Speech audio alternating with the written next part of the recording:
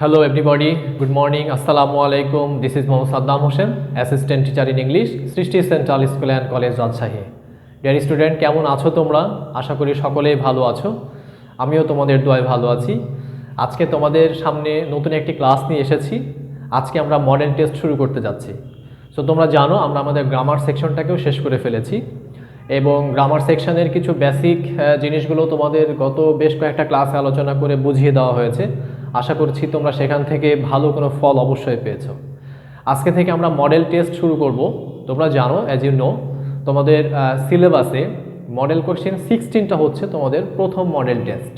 So আমরা আজকের ক্লাসে মডেল টেস্ট 16 নিয়ে আলোচনা করব। চেষ্টা করব বিশেষ কিছু প্রশ্ন তোমাদের সামনে উপস্থাপন করে সেগুলোর সমাধান দেওয়ার। আর আনসিন সেক্টরটাকে নিয়ে একটু বেশি পড়াশোনা হবে, কারণ তোমরা জানো আনসিন থেকে একটু বেশি কঠিন প্রশ্ন হয়। তো যেহেতু সেগুলো কঠিন প্রশ্ন হয় তোমাদের সামনে সেই কঠিন বিষয়গুলো আলোচনা করা হবে। আর সিন অংশ যেটা সেটা হচ্ছে তোমরা জানোই সিন অংশগুলো তোমরা যেহেতু বোর্ড বইয়েও পড়েছো তোমার একটা ধারণা আছে। চেষ্টা করব সেটাও তোমাদের সামনে অল্প অল্প করে উপস্থাপন করার। সো ডিয়ার স্টুডেন্ট, কথা না বাড়িয়ে চলো আমরা আজকের ক্লাসে যাই। তবে ক্লাসে যাওয়ার আগে গত ক্লাস থেকে দু একটা প্রশ্ন তোমাদের কাছে রাখতে চাচ্ছি। প্রশ্নগুলো সুন্দরভাবে বুঝে তারপরে তোমরা আনসার দিবে। আমরা গত ক্লাসে কিন্তু ফিউচার টেন্সের স্ট্রাকচার শিখেছিলাম, ডেফিনেশন শিখেছিলাম এবং কিছু উদাহরণ শিখেছিলাম এবং সেই ক্লাসে সুন্দরভাবে বলা হয়েছে যে ফিউচার টেন্স থেকে কি ধরনের প্রশ্ন থাকতে পারে। সো সেখান থেকে দু একটা প্রশ্ন তোমাদের কাছে রাখছি। প্রথমেই যে প্রশ্নটা হচ্ছে সেটা হচ্ছে তোমরা বলতে পারবে যে ফিউচার কন্টিনিউয়াস টেন্সের স্ট্রাকচারটা কি। এটা কিন্তু খুব গুরুত্বপূর্ণ এবং আমাদের লেখার সময় এই টেন্সগুলোর ব্যবহার খুব বেশি হয়। সো প্রথম প্রশ্ন হচ্ছে ফিউচার কন্টিনিউয়াস টেন্সের স্ট্রাকচারটা কি, বা what is the structure of future in future continuous tense. So কেউ বলো, তোমাদের কাছ থেকে আশা করছি তোমরা আনসারটা দিবে। হ্যাঁ ঠিক, এই তো হচ্ছে, গুড, ভেরি গুড, সুন্দর, খুব সুন্দর হয়েছে। ফিউচার কন্টিনিউয়াস টেন্সের স্ট্রাকচারটা হচ্ছে subject plus shall be will be plus main verb plus ING plus object. এটা হচ্ছে ফিউচার কন্টিনিউয়াস টেন্সের স্ট্রাকচার। ভেরি গুড, খুব সুন্দর আনসার দিয়েছো। Can you give any example of future continuous tense? অনেকগুলো এক্সাম্পল আসছে। ফিউচার কন্টিনিউয়াস টেন্সের example আমরা স্ট্রাকচার অনুসারে কিন্তু লিখতে পারি। Will be going to school, এটা একটা। I will be eating rice, he will be going there. এই যে সেন্টেন্সগুলো বলছি এগুলো ছোটো ছোটো সেন্টেন্স ইউজ করে কিন্তু তুমি ফিউচার কন্টিনিউয়াস টেন্সের স্ট্রাকচার এবং উদাহরণ দিতে পারো। সো ওকে স্টুডেন্ট, আজকে আমরা ক্লাসের ফিরে যাই। প্রিভিয়াস ক্লাস থেকে কিছু প্রশ্ন তোমাদের উদ্দেশ্যে করা হলো। আজকের ক্লাসে আমরা আনসিন প্যাসেজ যেটা আছে সেটা হচ্ছে ট্রি নিয়ে। তা প্যাসেজ ইজ অ্যাবাউট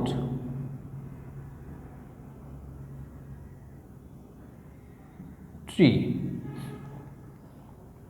যে প্যাসেজটি আমরা আজকে করতে যাচ্ছি, যে গল্পটা আমরা পড়তে যাচ্ছি সেটা হচ্ছে ট্রি সম্পর্কে। সো আমরা আমাদের যে বই আছে বইয়ের তোমরা পাবা 65 পেজে, page at 65। In this page you will learn the importance of tree, why we deforestate, why we plant more trees in our society, in our home। এই সমস্ত বিষয়গুলো কিন্তু এই প্যাসেজটিতে দেওয়া আছে। আরও যে বিষয়টা বলা আছে সেটা হচ্ছে what are the roles that tree plays in our life। কি রোল, কি ভূমিকা ট্রি আমাদের লাইফে বা গাছ আমাদের লাইফে পালন করে, এই বিষয়গুলো কিন্তু আমরা এখানে আলোচনা করব। সো যেহেতু প্যাসেজটা শেষের দিকে হয়ে গেছে, আমরা এখানকার রিলেটেড কিছু কোশ্চেন্স আছে যে কোশ্চেনগুলো আজকে আলোচনা করতে যাচ্ছি। আজকে আমরা ক্লাসে ট্রু ফলস, দ্যাট মিনস 6 নম্বর যে প্রশ্ন। সো আজকের ক্লাসে আমরা আলোচনা করব question number 6। Question number 6, okay. And question number 6-এ কি আছে সেটা আছে ট্রু অ্যান্ড ফলস, ট্রু অথবা ফলস। ওকে, আজকের ক্লাসে আমরা ট্রু এবং ফলস আলোচনা করতে যাচ্ছি এবং এইটা তোমরা নিশ্চিত থাকো তোমাদের পরীক্ষাতে এটা আসার অনেক সম্ভাবনা আছে যেহেতু এটা গুরুত্বপূর্ণ একটা passage. So dear student, true and ফলসের প্রথম যে প্রশ্নটা আছে সেই প্রশ্নটা আমরা একটু দেখি কি বলছে। এখানে বলছে যে the most beautiful thing on earth is fruits. প্রথম প্রশ্ন বলছে the most beautiful thing on earth is fruits, অর্থাৎ ফল হচ্ছে পৃথিবীর মধ্যে অবস্থিত বা সবচেয়ে সুন্দরতম একটা বস্তু। এই যে আমরা যদি গল্পটা পড়ি তাহলে এখানে যেটা বলছে সেটা হচ্ছে এটা কিন্তু ফ্লাওয়ার হবে, হচ্ছে ফ্লাওয়ার। তাহলে প্রশ্নটা হচ্ছে এমন যে the most beautiful thing on earth. চল আমরা লিখি the most beautiful thing on earth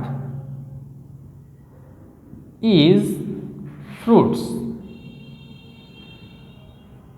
So this is the question, this is the true false question. Okay, বলছে the most beautiful thing on earth is fruits. ফল হচ্ছে পৃথিবীর সবচেয়ে সুন্দরতম সৃষ্টি বা beautiful জিনিস। আসলে এটা যদি ট্রু হয় তাহলে আমরা লিখব ট্রু, যদি ফলস হয় তাহলে লিখব ফলস। তো আমরা প্যাসেজে যেটা ধারণা পেয়েছি সেখানে বলা হয়েছে যে flower is the most beautiful thing on earth. So flower যদি হতো তাহলে কিন্তু আমরা এখানে যদি ফ্লাওয়ার হতো তাহলে কিন্তু আমরা এটা ট্রু বলতাম। যেহেতু এখানে ফ্রুটস আছে এবং এটা আমাদের প্যাসেজের সাথে কন্ট্রাডিক্টরি হয়ে যাচ্ছে, অতএব এটা হচ্ছে ফলস। তাহলে আমরা এটার আনসারটা লিখব এইভাবে, এখানে আনসার ফলস।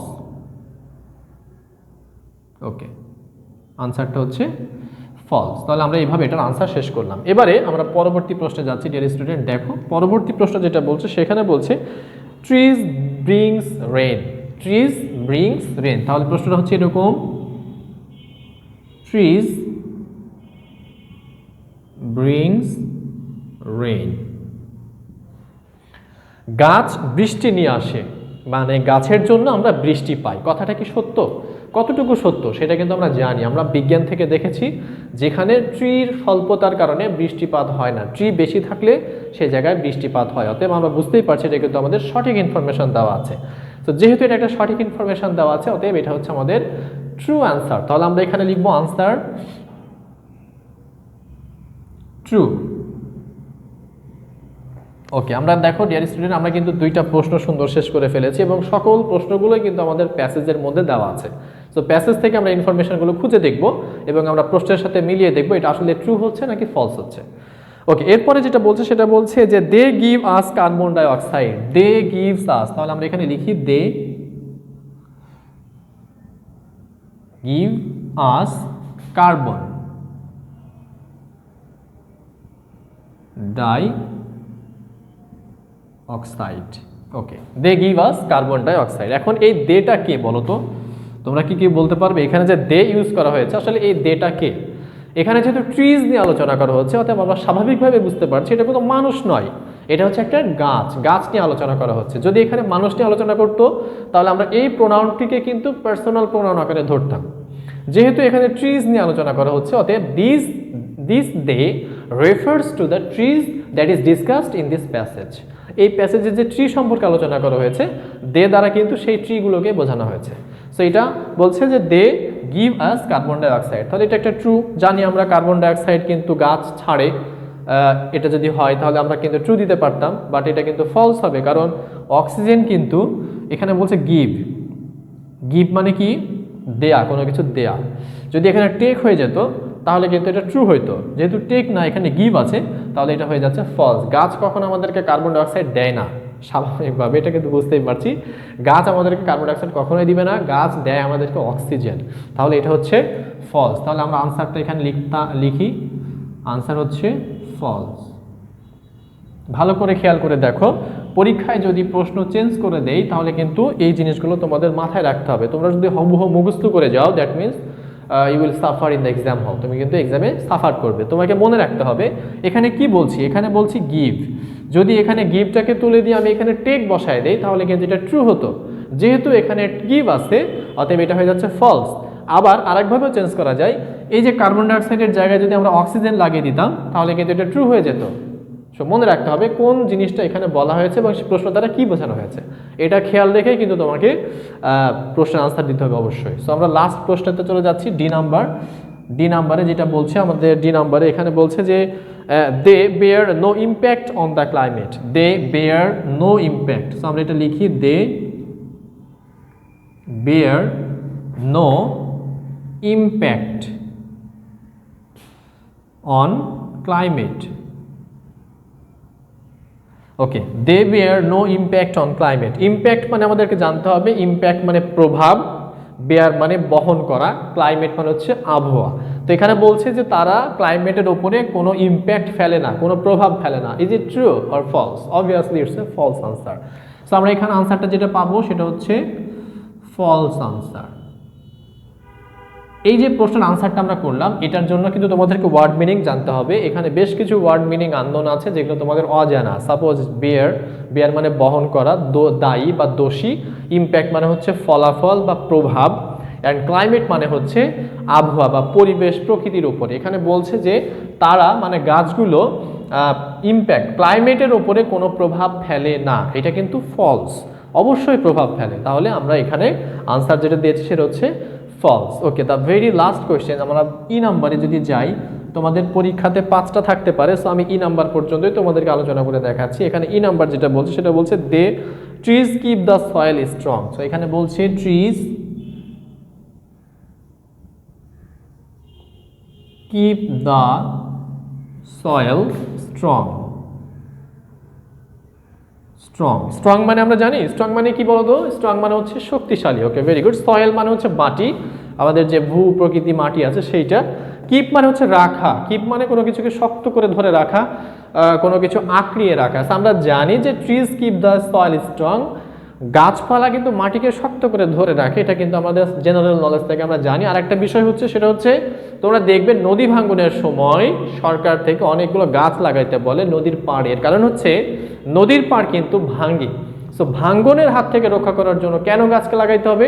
কারণ গাছের যে শেকড়গুলো আছে সেগুলো মাটির অনেক গভীর পর্যন্ত যায় এবং সেগুলো মাটিকে কি করে? আঁকড়িয়ে রাখে এবং এটা ভাঙতে বাধা প্রদান করে। যার কারণে থেকে আমরা কিন্তু বুঝতে পারছি যে হ্যাঁ, এটা কিন্তু সত্য ঘটনা। এবং trees keep the soil strong, it's a very very very positive statement. So এটার আনসারটা হচ্ছে ট্রু। সো আমরা এখানে আনসারটা লিখবো এইভাবে,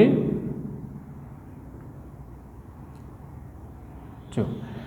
সো ডিয়ার স্টুডেন্ট, দেখো এখানে 5টা প্রশ্ন আলোচনা করা হয়েছে। এখানে কিছু ওয়ার্ড মিনিং তোমাদেরকে শিখাইলাম এবং এইগুলো কিভাবে তোমাকে লিখতে হবে সেই বিষয়গুলো কিন্তু আমি এখানে বলেছি। তোমরা একটু সুন্দর করে দেখলে অবশ্যই বুঝতে পারবে প্রশ্নগুলো কতটা সহজ ছিল এবং কতটা আমাদের লাইফের সাথে সামঞ্জস্যপূর্ণ এবং রেলিভেন্ট ছিল। সো আমরা আজকে মডেল টেস্ট 16-এর আনসিন প্যাসেজের ট্রু ফলস প্রশ্নগুলো তোমাদের সামনে সমাধান করে দিলাম। আশা করি তোমরা এখান থেকে উপকৃত হবে এবং আগামী ক্লাসেও আমরা ঠিক একই প্যাসেজ বা একই মডেল কোশ্চেন থেকে অন্য কোনো প্রশ্ন নিয়ে তোমাদের সামনে আলোচনায় আসব। সো দেখো আজকে আমরা এটা শেষ করলাম এবং এটা তোমাদের জন্য পরীক্ষায় 5 মার্কের কিন্তু থাকে। হ্যাঁ, পরীক্ষাতে এরকম 5 মার্ক থাকতে পারে। তো তোমরা আশা করছি এখান থেকে 5-এর 5ই পাবে পরীক্ষার সময়। সো ধন্যবাদ সবাইকে। দেখো আজকের ক্লাসে তোমাদের মনে হয় না এখানে কোনো সমস্যা থাকার কথা, কারণ সুন্দরভাবে তোমাদেরকে উপস্থাপন করানো হয়েছে। এরপরেও যদি কোনো প্রবলেম থাকে, প্যাসেজ রিলেটেড কোনো প্রবলেম থাকে, তোমরা কিন্তু হোয়াটসঅ্যাপে অথবা ফোনে কমেন্ট করে জানাইতে পারো, অথবা আমার যে নাম্বার আছে ফোন নাম্বার, সেই ফোন নাম্বারে কিন্তু তোমরা কন্ট্যাক্ট করতে পারো। সো তোমরা ক্লাসটি দেখো, উপভোগ করো, মজা করো এবং পড়াগুলো ক্লাস দেখে দেখে কিন্তু শেষ করে ফেলা যায়। সো তোমাদের সকলের কাছে রিকোয়েস্ট রাখছি তোমরা ক্লাসটিকে বারংবার দেখো, কোনো সমস্যা হলে আবার দেখবে এবং সমস্যা থেকে আমাকে অবশ্যই জানাবে, আমি সেগুলোর সমাধান দেওয়ার চেষ্টা করব। সো ডিয়ার স্টুডেন্ট, সকলেই ভালো থাকো, সুস্থ থাকো। আজকের মতো তোমাদের কাছ থেকে বিদায় নিচ্ছি। আগামী ক্লাসে আবার তোমাদের সামনে আসবো নতুন কোনো বিষয় নিয়ে। সেই পর্যন্ত সকলেই ভালো থাকো, সুস্থ থাকো। আসসালামু আলাইকুম ওয়া রাহমাতুল্লাহ। ধন্যবাদ সবাইকে।